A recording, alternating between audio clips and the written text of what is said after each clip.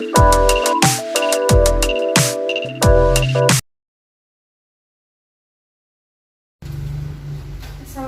Ibu. Waalaikumsalam.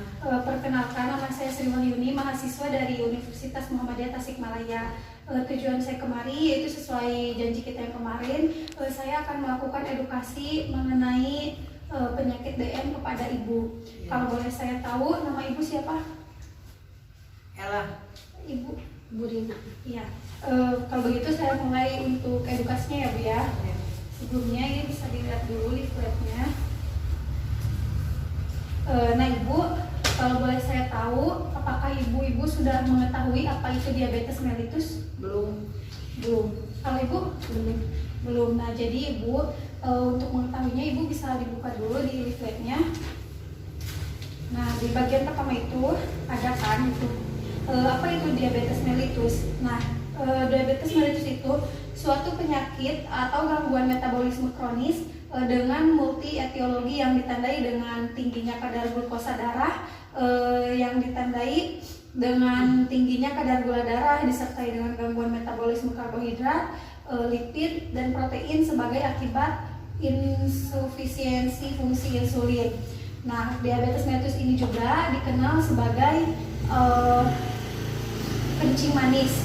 Kencing manis itu sejumlah penyakit yang mengakibatkan terlalu banyak kadar gula dalam darah. Nah, lalu apa sih penyebab dari diabetes mellitus itu sendiri? Nah, penyebabnya ada di bawah, bisa dilihat. Ya. Nah, jadi diabetes disebabkan karena adanya gangguan dalam tubuh sehingga tubuh tidak mampu menggunakan glukosa darah ke dalam sel, sehingga glukosa menumpuk di dalam darah. Nah, adapun diabetes itu ada diabetes tipe 1 dan tipe 2. Pada diabetes tipe 1, gangguan ini itu disebabkan oleh sistem kekebalan tubuh yang biasanya menyerang virus atau bakteri berbahaya lainnya, lalu malah menyerang dan menghancurkan sel penghasil insulin, yang berakibat tubuh kekurangan atau bahkan tidak dapat memproduksi insulin, sehingga gula yang seharusnya diubah menjadi energi oleh insulin menyebabkan terjadinya penumpukan gula darah. Nah, lalu pada DM tipe 2, yaitu tubuh bisa menghasilkan insulin secara normal, tetapi insulin tidak digunakan secara normal. Kondisi ini juga dikenal sebagai retensi insulin. Nah, mungkin sampai sini ada yang ingin ditanyakan terlebih dahulu, Ibu? Tidak ada. Nah, lalu apa aja sih tanda dan gejala dari diabetes mellitus? Nah, untuk tandanya sendiri, setelah dilakukan pemeriksaan laboratorium, maka akan didapatkan tes urin reduksi dan sedimen positif, kadar gula darah puasa lebih dari 120, yang normalnya itu tidak lebih dari 100 ya Bu ya, kurang dari 120. Nah, lalu glukosa darah 2 jam pos puasa lebih dari 200 mg, nah itu sudah cukup tinggi.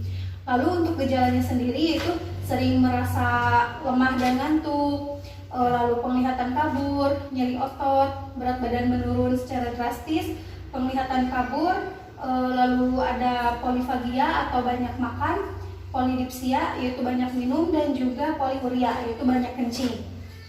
Nah, lalu Ibu sudah mengetahui belum pemeriksaan diagnostik apa yang bisa dilakukan oleh penderita diabetes? Belum. Nah, lalu jika Ibu ingin mengetahui apakah Ibu menderita penyakit tersebut, Ibu bisa datang ke rumah sakit atau ke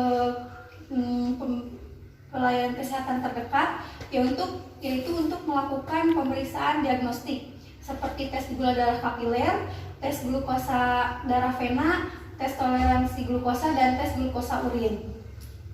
Nah, lalu bagaimana diet pada diabetes mellitus? Itu ada 3. Yang pertama itu jumlah kalori ditentukan menurut umur, jenis kelamin, berat badan, dan tinggi badan, dan juga aktivitas. Lalu bisa membatasi karbohidrat kompleks seperti nasi, lontong, kentang, roti, ketan, jagung, dan lain-lain. Nah, lalu yang terakhir itu hindari penggunaan sumber karbohidrat seperti gula pasir, lalu gula jawa, sirup, selai, makanan yang manis-manis seperti kue, bolu, es krim, sarden, dan juga susu kental manis. Ada yang ingin ditanyakan dulu Bu? Nggak ada. Sudah paham apa yang saya jelaskan? Iya. Nah, lalu yang terakhir itu ada komplikasi dari diabetes itu sendiri.